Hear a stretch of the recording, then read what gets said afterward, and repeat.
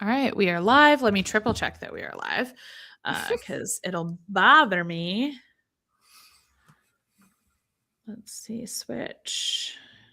Here we go. Hello, everybody, by the way, if you're here. I am just double checking that we are actually live as intended. Let's double check this.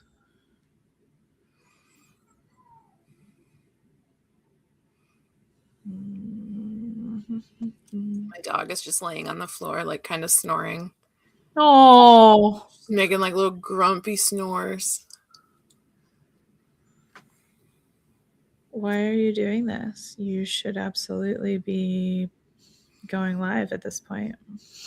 What is happening? This is why we triple check, Megan. This is why we triple check. I am on the right YouTube, so I don't know what it's doing.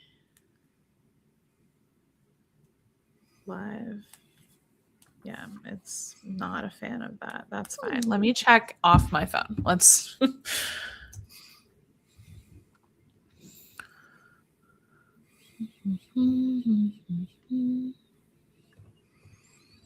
How's your Monday going? It's really good. Good. Are you taking time off this week? A little bit, yes. Good. There we go. We are indeed live. Okay. Yay! Sorry, everybody. My phone was being goofy. It wasn't telling me if we were live or not, but it appears we are live. So hi, everybody. Hi, everybody. How is your Monday going, Caitlin? It's pretty good. I normally work in the office on Mondays. I have a part-time job 2 days a week. But because my boss is working from home all week, I get to work from home today. And so like we set my priorities and he said I could like spread the hours out over the week if I want to. So like I am chill. That's so nice. Great. Yeah. I finished the last of my like tax courses that I have to take this morning. Mm-hmm. I just need to take like one more final quiz. It'll take me 2 minutes, but it was 11:59. And so I came over here. Probably could have finished it while I was checking to see if we were live. I could have, but like Gwen needed to go out and then I had to pee. And I'm like, if nobody ever had to pee, I would get so much more done. Which is a sign that I'm hustling a little too much and that I need to remember to breathe and pee and drink water and eat food. Right. What's that saying? Like, if you don't have time to meditate for 5 minutes, you need to meditate for an hour. Yes. Well, okay. So for people who are here on my channel who maybe recognize me but don't recognize Caitlin, do you want to introduce yourself? Absolutely. We're on the author tube, right? We are on the author tube. Okay. You have so many YouTubes. Hello. Hi, I am Caitlin Fisher. I am an author and a writing coach. So I'm more of a writing coach than an author these days. I'm at a block with my own writing. And so what I did was exactly what I tell my clients not to do, which is start working on something else that felt a little easier. So I'm kind of a do as I say, not as I do coach. But that is all a lie, and I should not be mean to myself. I'm very, very good at helping people write their book. I help people write their first draft primarily. I love first draft energy without burning out, melting down, or giving up. I love that. Yes. And it's so true. I am in your writing incubator called Working Title. Both as like I teach marketing, like how authors can market themselves, because that's becoming a way bigger part of the industry. Regardless if you go indie pub or trad pub, you have to know how to market yourself to some degree. And so I teach in there, but I'm also one of the authors in that program. And I'm so thrilled to be in there because, yeah, Caitlin is a really good book coach. And like I've gotten so much more done with my novel since joining Working Title for sure. Yay! I love to hear it. Yeah, absolutely. Yeah. So, okay. I think what we could potentially talk about, we could talk about so many things, but why does somebody need a book coach? Why can't they just do it by themselves? So that's the thing, is like you can do it by yourself, but it's faster and more effective and like less stressful to hire a book coach if you know that like basically, if writing a book in the next year is like one of your top 3 priorities, a coach will help you make that happen. As opposed to being like, it would be cool to write a book, maybe. Like, if you're not like, this is a top tier commitment that I have for the next year, then, you can take a class, you can read a book on writing, you can just kind of work on it and DIY it. That's what I did to write mine. Like, the first book I wrote took me years, and the second book is a novel, so it's a little harder. And we can talk about that too. The fact that like we're both nonfic published authors, traditionally published nonfic. And now that we are getting into like the novel writing space, the fiction space, coming up with a plot is kind of stressful. Like there's a lot of pressure on a plot. And so like what I wanted to do was create a space that is just focused on giving you whatever it is that you need to finish that first draft in 12 months. Can you write it faster? Yeah. Can you take longer? Yeah. This is the place to write it in a year. And I love that with like weekly check-ins, coaching calls, where like if anything is showing up as a problem, like maybe you schedule yourself, I'm going to write Monday, Tuesday, and Friday at 9 a.m. for an hour.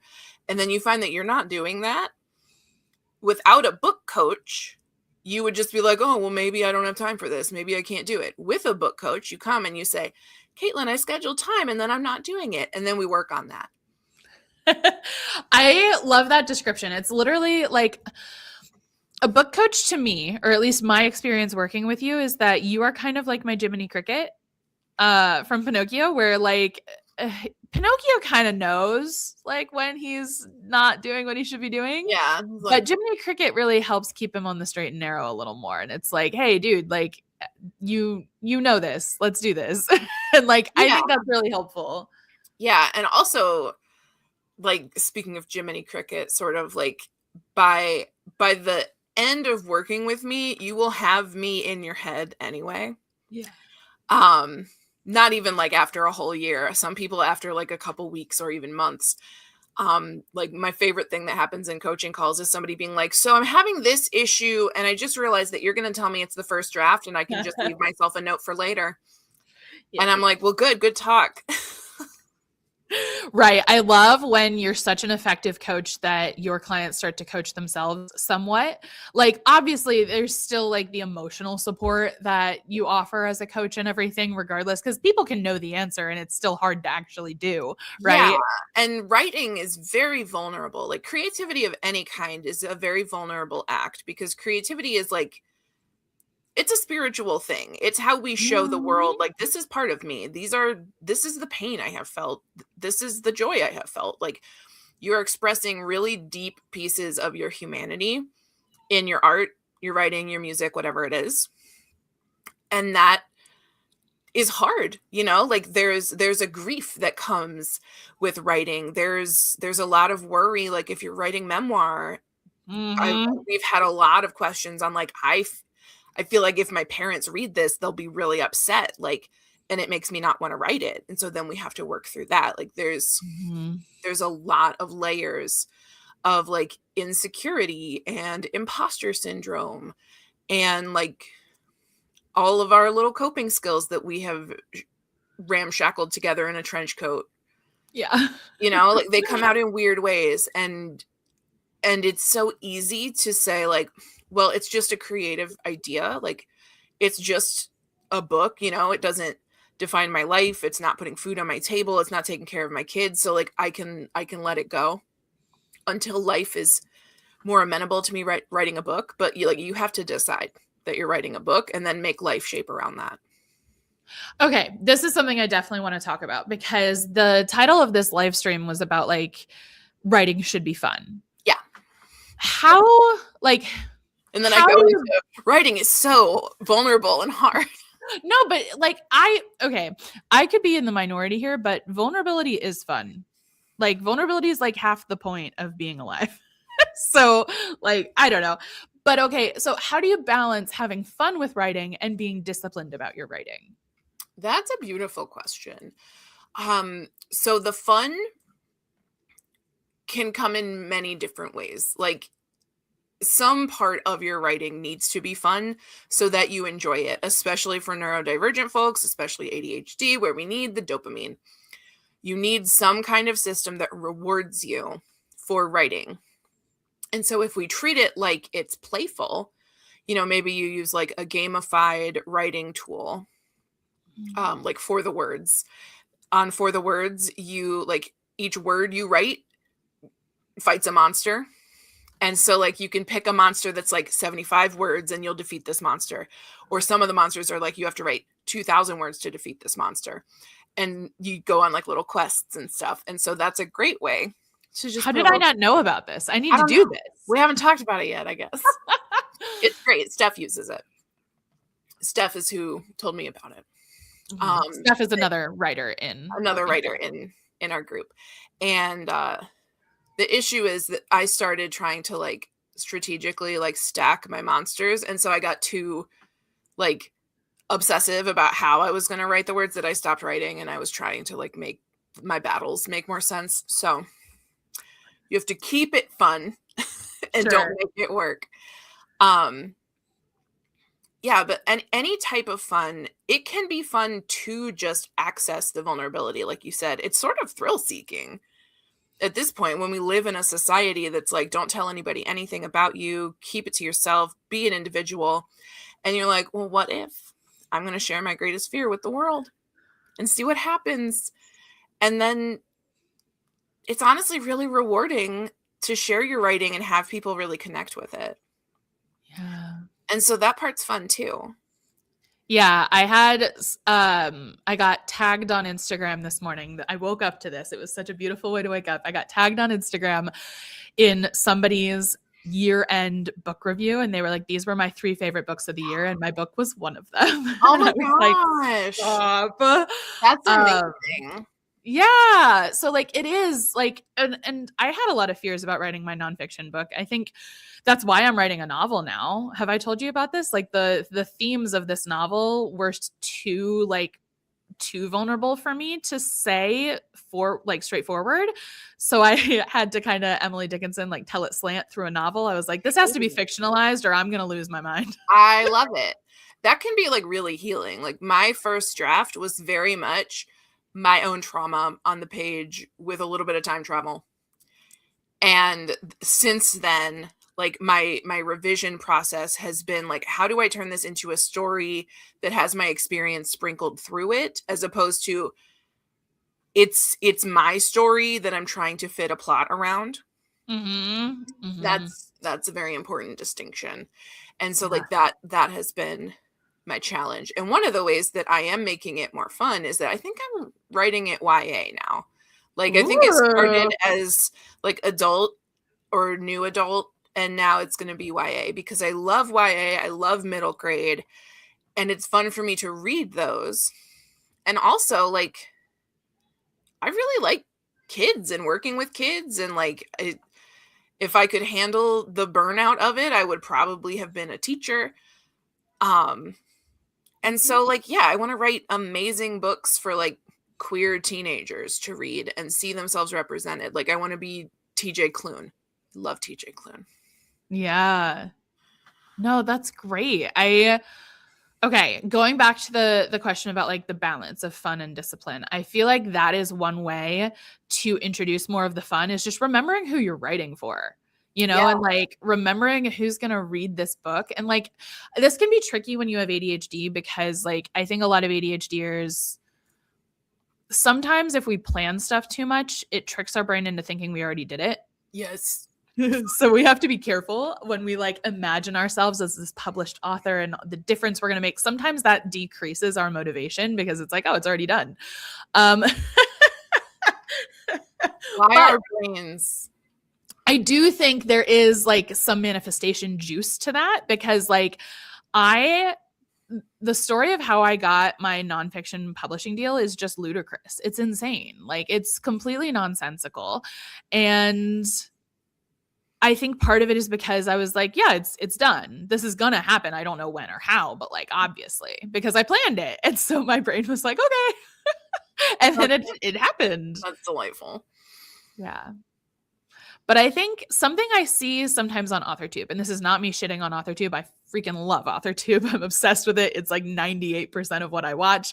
And it's so motivating. And I've met so many cool people and made even a couple of friends. And it's been really great. But something I see on AuthorTube sometimes is people not enjoying their writing, and they're like, oh, writing is so hard, and you just have to do it. You have to be so disciplined, and it's so hard, but you just have to do it. And it makes me sad because a lot of these people are not they don't have an agent yet, which means they're not writing on deadline yet. Yeah. And they're like trying to force themselves to have the lifestyle of an agented author before they actually have it, which I do understand to a certain degree, but like, this is the fun time.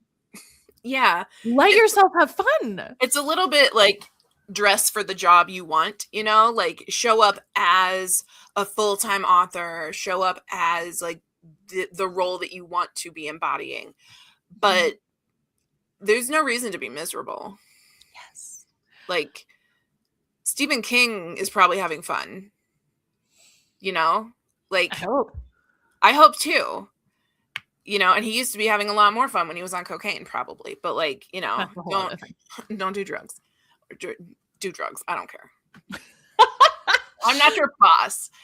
But like, there's a difference between showing up for the job you want, like dressing for the job you want, and forcing yourself into Spanx every day. You know, like there's a difference. There are levels of this. Yes. And I just think sometimes people who want to be authors want it so bad that they're willing to be miserable for it. And I think that to me, well, that level of dedication is so admirable to me. And at the same time, it's a recipe for fucking burnout. Yeah. And maybe they're neurotypical, but like, I can't make myself do stuff that makes me actively miserable. Like no matter what it is, if it's broccoli, I can't do it. If it is making myself sit down and write, that is also difficult. How I actually wrote my first draft was I called it Novel Day. It was like 3 hours a week, Wednesday morning. That was the time I worked on my novel. Mm-hmm. And some of those 3-hour chunks, I wrote like 5,000 words. And some of them I wrote 800 words and I made a Pinterest board. Like you have to still give yourself room to not be like producing a set amount of like product. I think that gets into like a hustle mentality, and it's really perfectionist.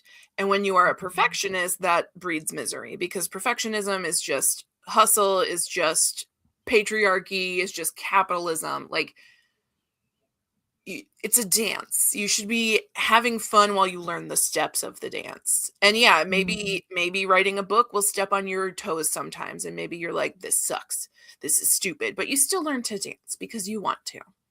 Mm-hmm. I like the comparison to a dance, because the point of dancing is to have fun with it. And like, yes, you're going to have more fun if you're good at it. And so I'm not saying don't try to be good at writing. Obviously, like we want well-crafted books in the world. And also, like, I think it's really important, like you said, perfectionism is not rooted in an actual objective good result. It's rooted in capitalism and patriarchy and racism. So like, if you think about what creates a perfect story, you're probably referencing like the canon, which is a bunch of dead white dudes. And like, you have to consider that there might be new ways to tell stories. And I think you need to know the rules well enough to break them. Yes. But that doesn't mean you have to have any respect for the rules, you know? That's very true. I also like, as a connoisseur of learning the rules so that I can break them, like that's another thing that's great about working title is, you know, people will be like, well, I saw that you should do XYZ thing, but when I try to do that, it's like, it's not working for me. What's wrong with me? And then in working title, I can take your face lovingly in my hands and say, what if it's not you? What if that just doesn't work for you and we try something else? And so we get to gently redirect and try something else. So like de-shaming the fact that you might have to try several different tactics to find the way to make writing both fun and consistent. Mm-hmm. Like the trial and error is part of it. But there's so much shame for like, well, I tried something and it didn't work out, so then I had to try a different approach. And we shouldn't be ashamed of that. That's literally how doing stuff works. Oh my goodness. So my my son is showing some interest in video games, right? So my husband today let him play on our Switch a little bit. And he got really frustrated and he wanted, like, he didn't throw it, but he like kind of thought about it. You could tell. And my husband was like, "Kid, you're going to suck at it. Okay. You're going to suck at everything you do the first time you do it. I promise. And that doesn't mean you suck. That's just how this goes. And if you're going to throw it, you're going to keep sucking. Do you want to keep sucking or do you want to get better? Because if you want to get better, let's sit down and figure it out." And I was like, damn, dude, preach. Nice. Nice. Yeah, that's exactly it. Like, we need to normalize the fact that you're going to be bad at something before you can be good at it. Oh my gosh, yeah. Like I revel in the fact that I suck at fiction. Fiction is so not my forte. I have a master's in poetry. I am good at poetry. I know I'm good at poetry and like I love poetry, but also poetry is so concentrated. It is like a bullet compared to like fiction is I don't even know how to describe it. That is how not good at fiction I am, but it's much more dispersed. And like you have to build a world. When you write nonfiction, you are saying, hey, you're in the world, I'm in the world, we both know that. Here's my experience of the world that we both know. And then in fiction, especially like if it's, contemporary and like set in our society, there's maybe a little bit less world building. But, if you have a fantasy, if it's a sci-fi, if it's on another planet, if it's in a spaceship, if it's in a jungle and you've never been to the jungle, like there's research that goes into it. If it's historical fiction, you want to research that and make sure that you're accurately portraying what you're talking about. And it's important to like immerse your reader in the world. And I think that is what is so difficult about transitioning from nonfiction into fiction is like, what do you mean I have to make a world? Right. Like I feel like with nonfiction, especially like our nonfictions, would you class yours as memoir or more of like It's not quite self-help, but somewhere in between? Somewhere in between. It's like part memoir, part self-help, part angst. Educational. Yeah. Like my book is the gaslighting of the millennial generation.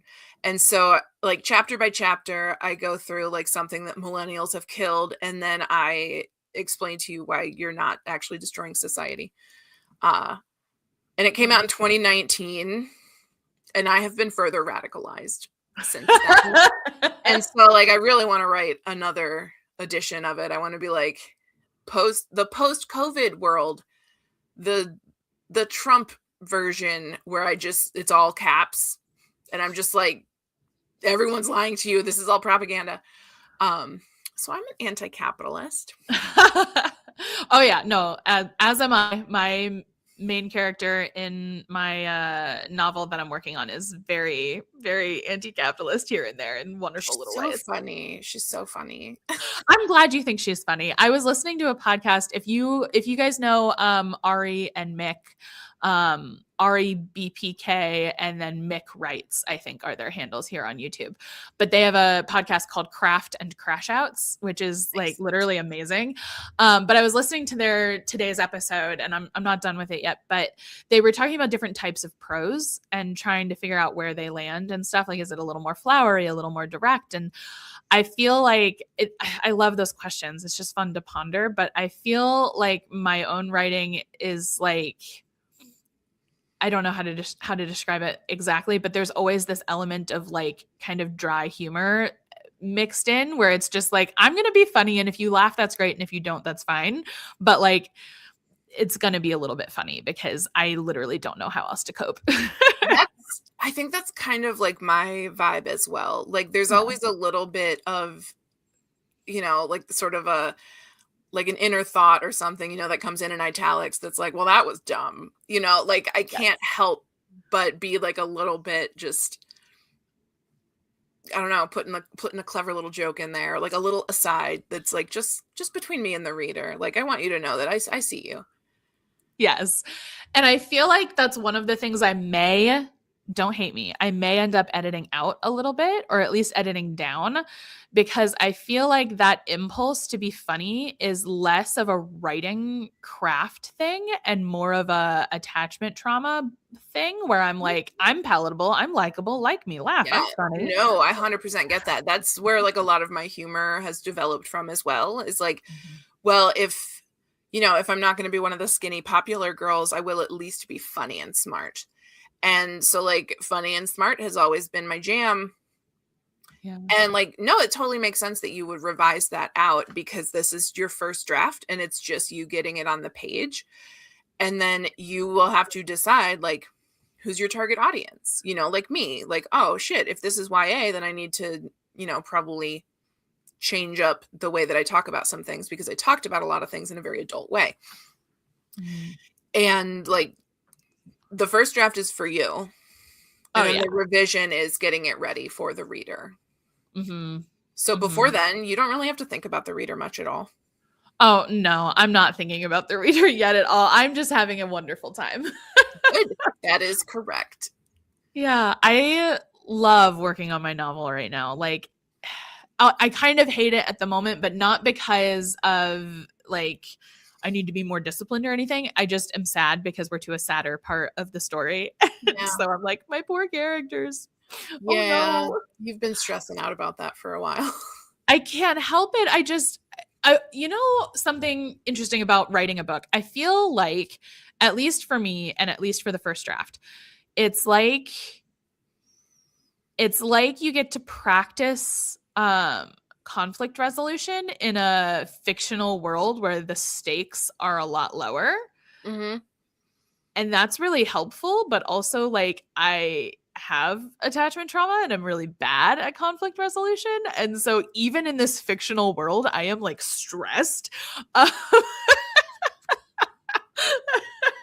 it's like very therapeutic. It's very good for me, I think. And also I think like at some point in some version of this, I think it'll be really good for the reader too, Yeah.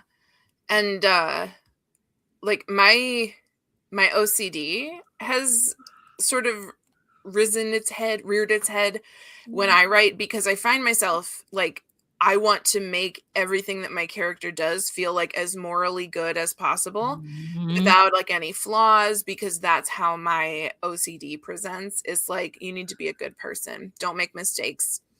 You can't make mistakes. But that makes for a very boring book. Like you have to have flawed characters. And at the end of the book, they're still going to be flawed because they're human or whatever, fae. Because they exist. They're conscious. Yes, because they are sentient. And so am I.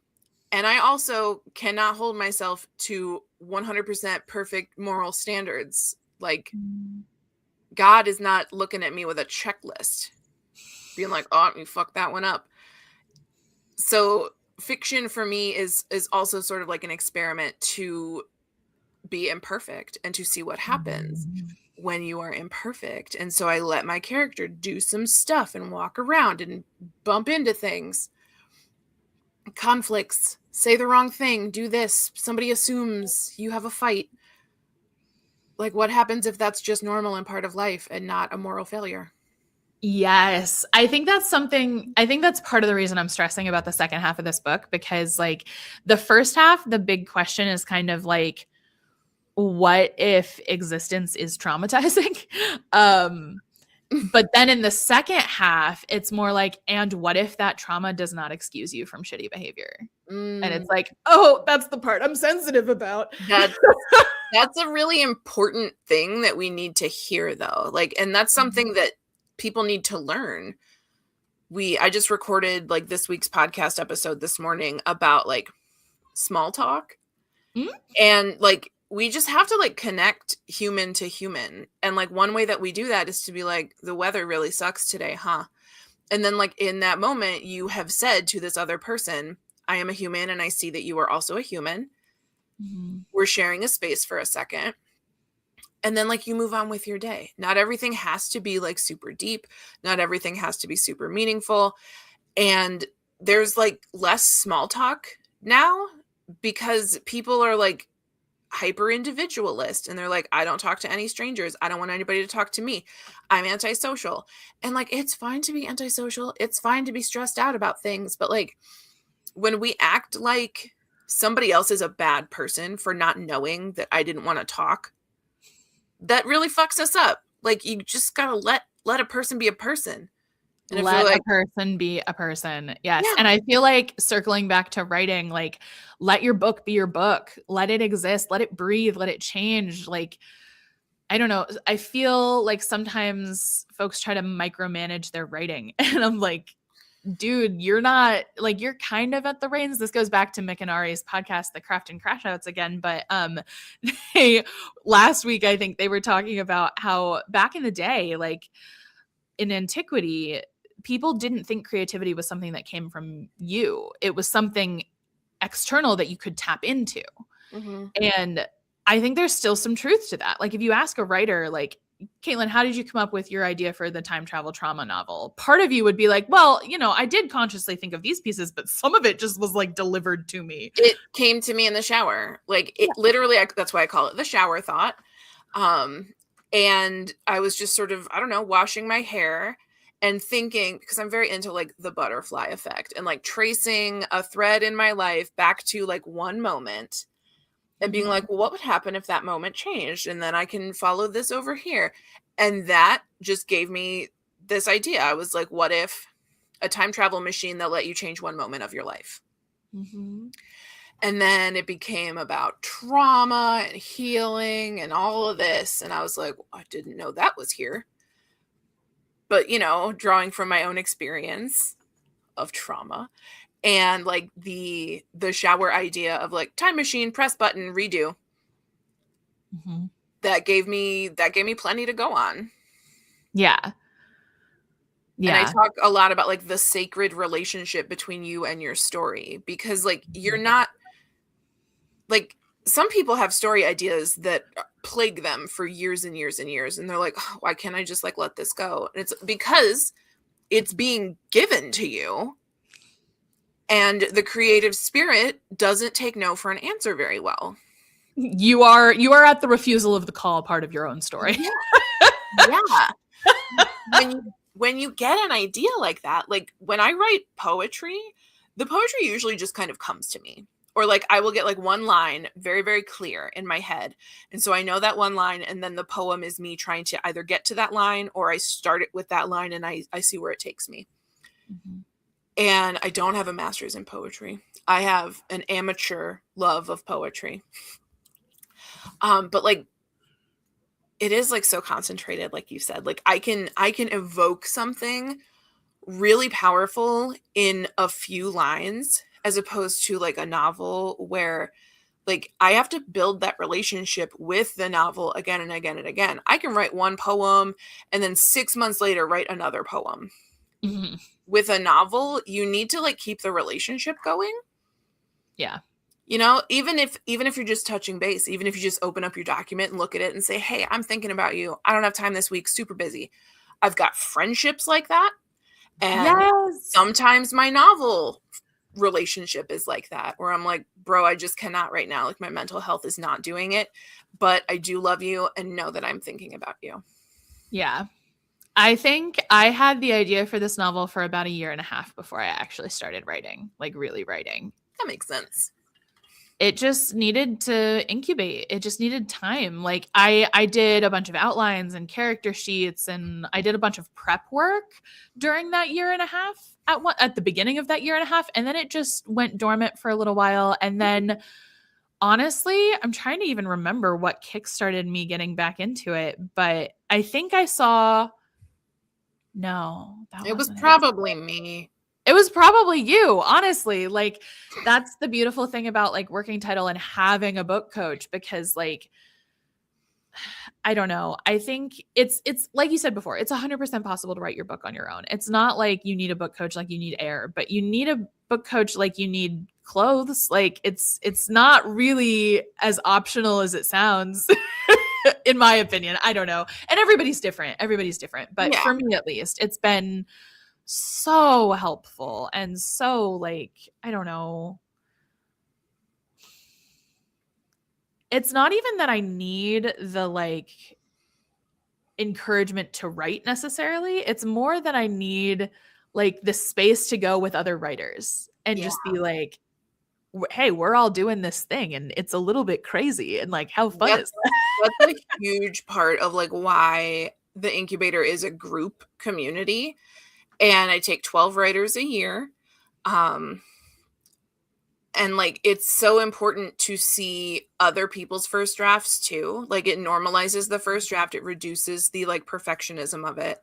Cause like you read other people's stories and you're like, wow, that's pretty good. And then you are forced to admit, so mine's probably okay too. Yes. And just like being around other people going through the same thing, especially at different stages, like being able to see somebody who's querying and how that's affecting them while you're still drafting can still be like really helpful, especially if like you've seen their draft grow. You know, it's there's like everybody's at a different stage in here. So like we've got Oh some yeah. people who are drafting, some people revising, some people querying, some people like one client got a publishing deal. Her book's coming out in July next year. Like we have like every stage of the author experience represented. And that's really valuable because you can just go in and be like, okay, so like I'm coming up to my midpoint and I'm really stressing out about it because I don't want to hurt everybody's feelings. Did anybody else go through that? And you're going to get like 6 people who are like, yeah, I really struggled with that. Here's what I did. Yeah. That has been my experience. Everybody is like, hey, uh instead of what did Steph say? Steph said something about like instead of thinking of the midpoint as like crushing everyone's soul, because that's kind of how it feels to me right now. Steph was like, think of it as like offering them a stepping stone on the lava. Like, yeah, they're gonna have to go through the lava, but on the other side is something like way better than if they stayed where they were in the mossy field, you know? Yeah, that's a good metaphor. Yeah. I don't know that Steph phrased it exactly that way, but basically they were like, yeah, you just this is part of their journey. It's important. Yep. Ugh. It is important because like once again, you don't really change without a reason to change. Like you got to be going through something. I hate that. I I don't want that to know. be true. I know. I'm very sorry, but that's how life works. I know. I know. I vividly remember at one point, this was years ago now, I was at a friend's house and I was staying the night and I couldn't sleep because my mental health sucked and it made it hard to sleep because I was too upset all the time, which is like so depressing, but true. Um, and I was imagining myself waking my friend up and like saying, "Hey, I'm having a hard time. Like, could you help me? I don't know, regulate or just listen, or can I like cry or something? I don't know." And I was imagining it and I was like, why don't I feel better? And it's like, bitch, because you didn't do it. You just thought about it. Those are different. And so I woke my friend up and I immediately felt better. So then I felt stupid. I was like, see, I was about to feel better if I had just waited. And it's like, girl, it's Um, not a coincidence. It's you literally you did the thing. And so now you anyway. But yeah. like No, but like that even goes back to like the individualism that I was talking about. Like when we silo ourselves and we're like, I have to deal with all my problems by myself, that, I mean, that fucks us all up. We're all supposed to be interdependent on each other. You're yes. supposed to be able to ask for help, whether you are in a moment of crisis or whether you are just like having a rough day and it would be nice if you got some help. Mm-hmm. The individualism has forced us to like hide the fact that we're struggling until we can no longer handle it. And so like we train ourselves to go into a crisis mode over and over again. Mm-hmm. And eventually like you know that you can get your crisis threshold is like way over here on your speedometer, and a normal person's would be here, but you're so used to going this far that like you don't even think about asking for help when you're here. Yeah. But I somebody else wrote would. if I'm, tuning my own horn, I wrote a really good essay when I was in grad school about the difference between suicide and suicidal because they're so different. Mhm. Like the difference between like being in crisis and being on your way to crisis and how our society only takes care of one of them and it's like really annoying. Dude, if you want to talk about society being annoying, and I know this was supposed to be an upper, but now I'm going to talk about a sad story. I was on Threads. Threads is where I see most things these days. And somebody posted like a photo of like backed up traffic. And somebody was on a bridge and they were going to jump. And emergency services came and they helped the person. And the person did not jump. And this person who was posting was mad about how late they were, was mad about the traffic, was angry about how this person in crisis impacted them personally. Mm-hmm. And so many people in the replies were like, I would wait all damn day to get my person back, to have waited for my person to not have jumped. Like, how selfish are we? You know, and I get it if, you know, you're on your way to the hospital when your baby's being born, or like, you know, there are important things. I don't know. My cousin had her baby in a car. Everything was fine. And I get that that's not always the case, but I'm just saying, like, yeah. But like the way that we treat people first as inconveniences and secondly as people, if we even get that far, grosses me out. Like, another post on Threads was like a photo of 2 homeless people sleeping in like an apartment lobby. And the poster said, we need more security in here. Like, this is what I woke up to. And again, in the replies, it was like, but those are people, like, they're in need. And then the other people are like, well, you don't know. Homeless people could attack you. Homeless people could steal your stuff.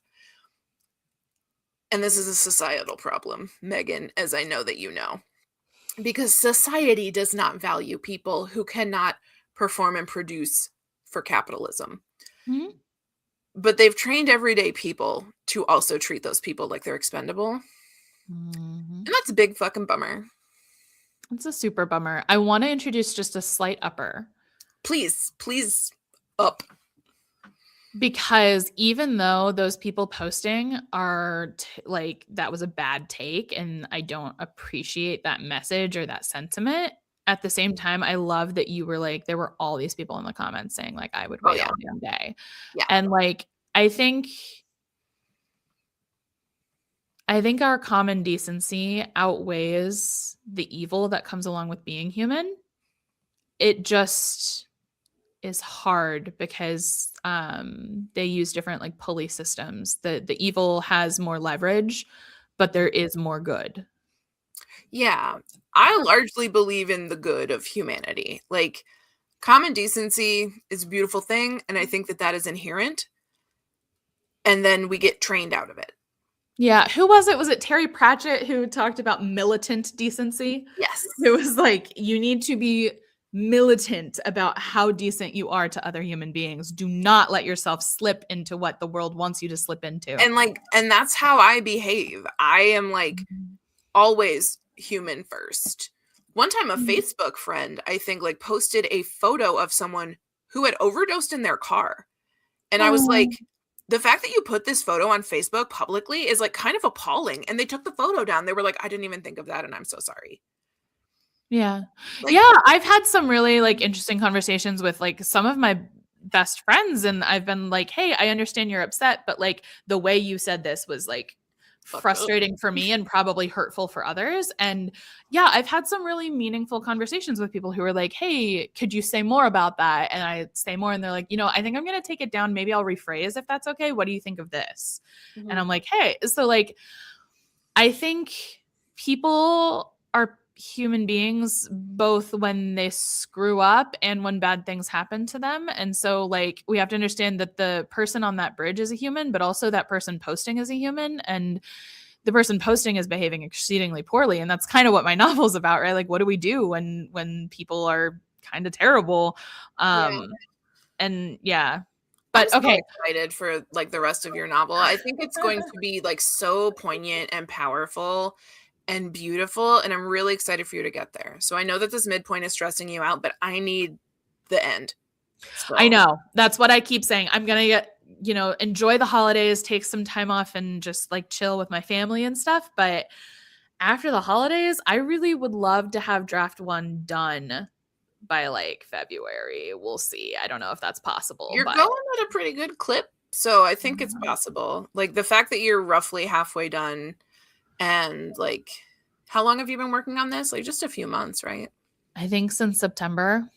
Okay, September. You took a little bit of time off for a second. Yeah, November got weird. I tried to write 50,000 words and do daily vlogs, and then also my mental health kind of crashed out. It was like my business crashed out. Everything kind of fell apart, and now everything's coming back together. And I'm trying not to push it so hard that happens again. Yeah. Gentle. Writing should be fun. Writing should the be thesis fun. of this video. Yeah, it's sort of like when you have a pet, you know, like your cat needs hunting, it needs pouncing, you know, like animals need different types of play. And so do creatives. Like sometimes we make new things, sometimes we go back and tinker with old things, sometimes we need to consume art. Like I'm really looking forward. I went to a book sale yesterday. This local bookstore is shutting down. And so they said, bring a grocery bag and you could fill a grocery bag full of books for $5. Yes. And like, yes, but also I was like sad. Sure. Because, both. you know, I felt personally responsible for not keeping them in business.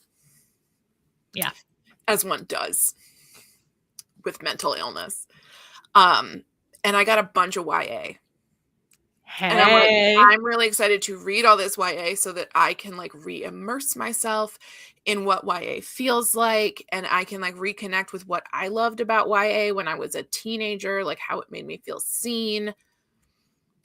Books do so much, and books do so much like for kids. Like kids need to see themselves represented in books and being respected and treated like people in books.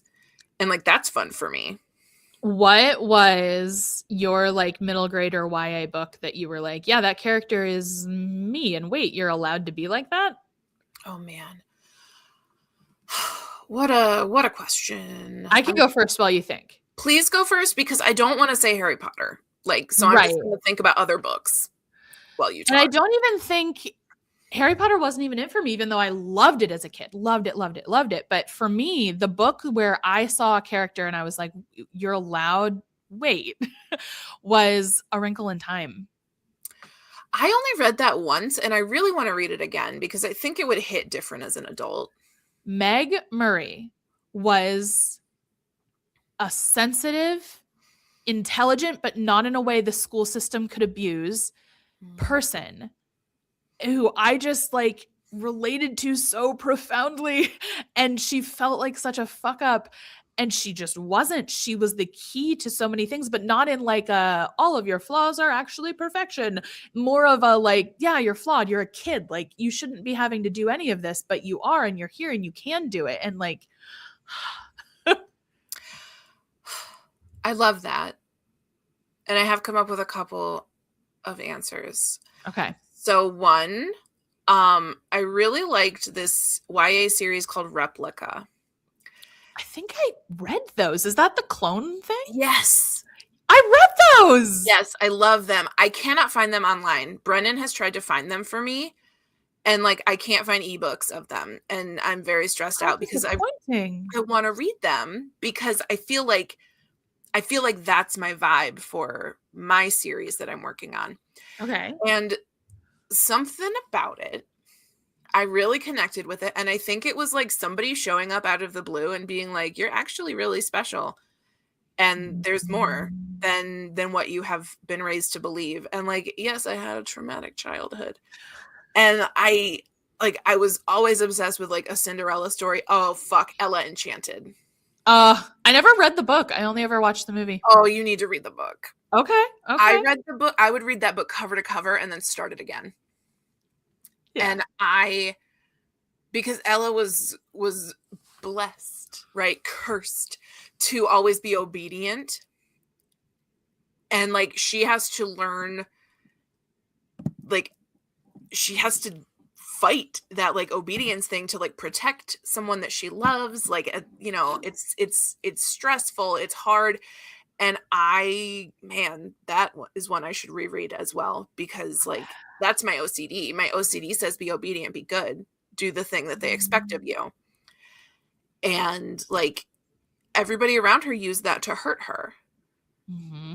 And I feel like that was a lot of my childhood, is like, I have told you the rule and you will do it or else. And so, sad. Ella Enchanted. And then also Holes.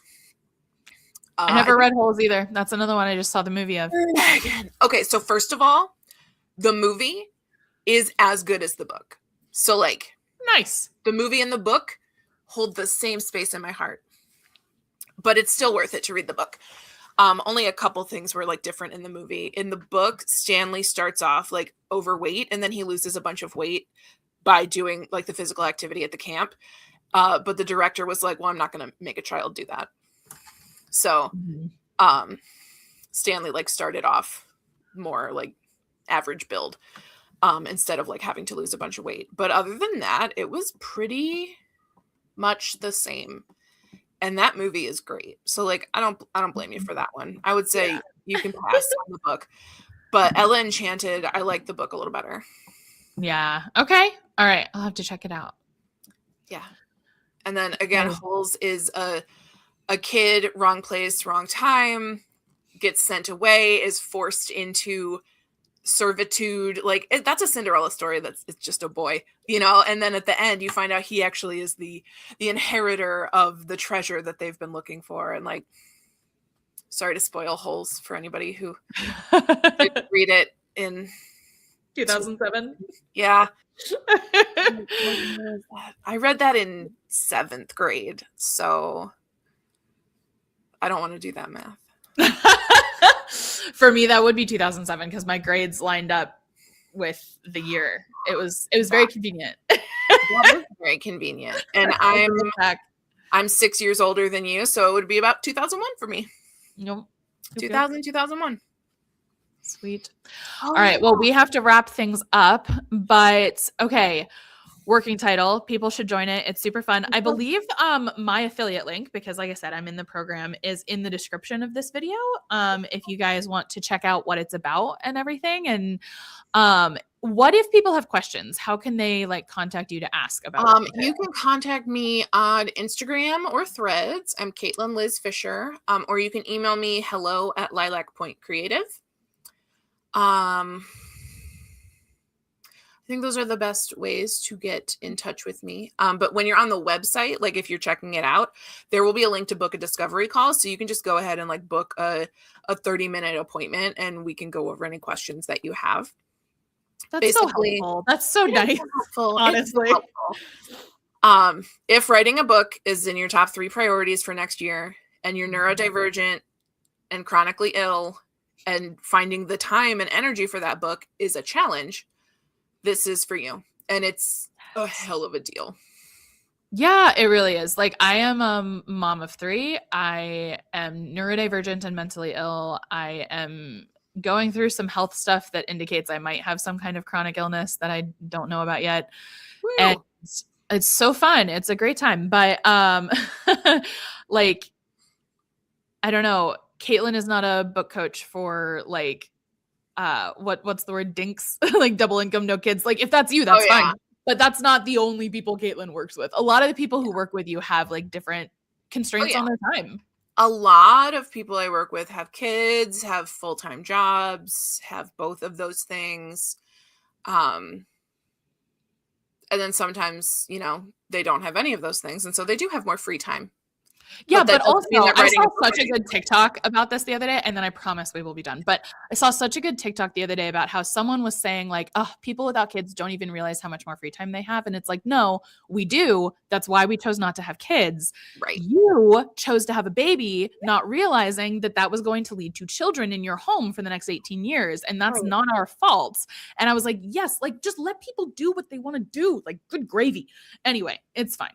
It drives me crazy when people with kids think they're so much more tired. And I'm like, get a grip. Like you made this choice. I don't know. You made this choice. And also there's so many reasons to be tired. Yes. It's not a competition. It's not. But like, I promise you that my own body is making me as tired as your children make you. Like, yeah. Yes. Yes. Okay. Well, thank you so much for coming on the channel, Caitlin. Thanks for having me. Talk with you. And everybody, I will see you hopefully next week with another video vlog update. All right. Bye. Bye.